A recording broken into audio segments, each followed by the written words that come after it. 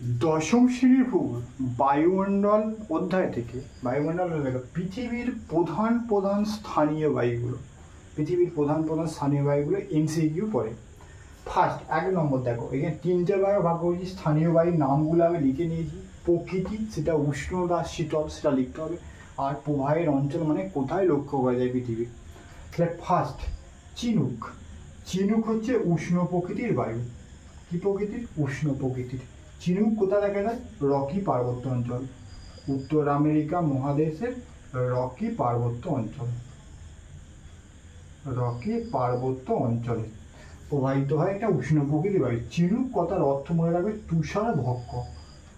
চিনুক কথার অর্থ হচ্ছে তুষার ভক্ষক। ভক্ষক মানে কি?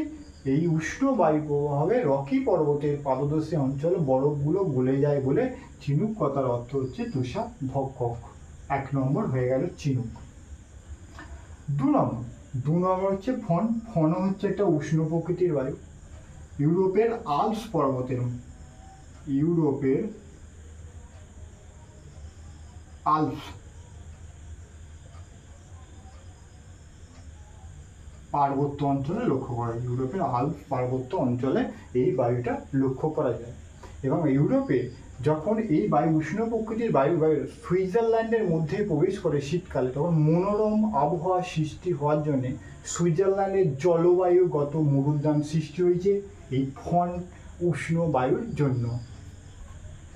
2 তাপমাত্রা। 3 নম্বর হচ্ছে শিরোক্ষ। শিরোক্ষ একটা উষ্ণ প্রকৃতির বায়ু, যেটা সাহারা মরুভূমির পার্টিকুলার লিবিয়াতে লক্ষ্য করা যায়।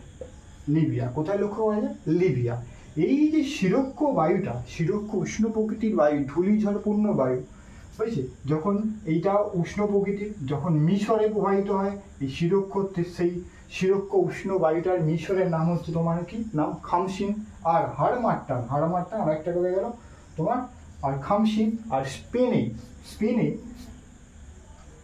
স্পেনে এই উষ্ণ প্রকৃতির লেবেজ, লয়েকা ভয়ে একা চ। শিরোক্ষ সাহারা মরুভূমির লিবিয়া যে উষ্ণ ধূলিঝড়পূর্ণ বায়ুতে শিরোক্ষ প্রবাহিত হচ্ছে, সেই শিরোক্ষ এই বায়ুটা যখন মিশরে যাচ্ছে, মিশরে তার নাম হচ্ছে খামসিন। আর সেই বায়ুটা যখন স্পেনে যাচ্ছে তার নাম হচ্ছে লেভেজ।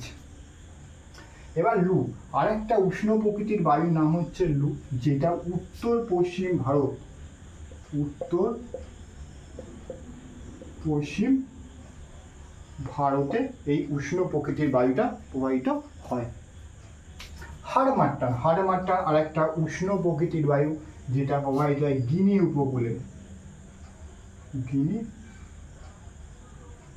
উপকূলে প্রবাহিত হয়।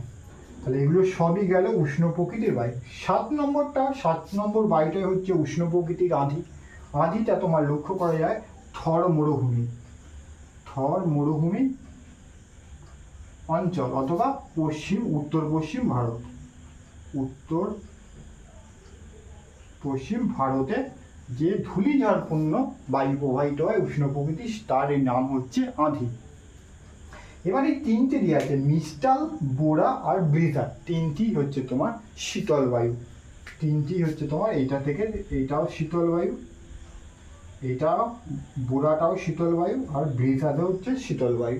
তাহলে মিস্টাল, মিস্টাল তোমার হচ্ছে কোথায়? ইউরোপ মহাদেশের রোন অববাহিকা, রোন নদী অববাহিকায় যে শীতল বায়ু প্রবাহিত হয়, সেই শীতল বায়ুটার নামই হচ্ছে তোমার কি মিস্টাল।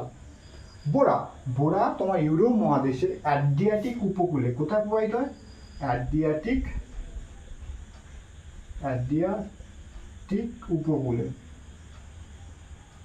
যে শীতল বায়ু প্রবাহিত হয়, সেই শীতল বায়ুটার নামই হচ্ছে কি বোরা।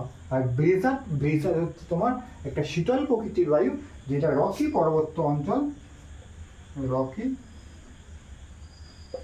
পার্বত্য অঞ্চলে তোমার যে বায়ুটা প্রবাহিত শীতল বায়ু, তার নাম হচ্ছে তোমার ব্লেজার। তাহলে তোমরা এই ভিডিওতে তোমার স্থানীয় বায়ু দুটো ভাগ, একটা উষ্ণ আর একটা শীতল, আর এখান থেকে তোমাকে এই বিষয়গুলো কি করতে হবে। আর হাড়মাট্টান, হাড়মাট্টানকে গিনি উপকূলে যা ডক্টর নামে পরিচিত, ডক্টর, হাড়মাট্টানকে হচ্ছে ডক্টর নামে পরিচিত, এটা মনে রাখবে ডক্টর। Doctor by.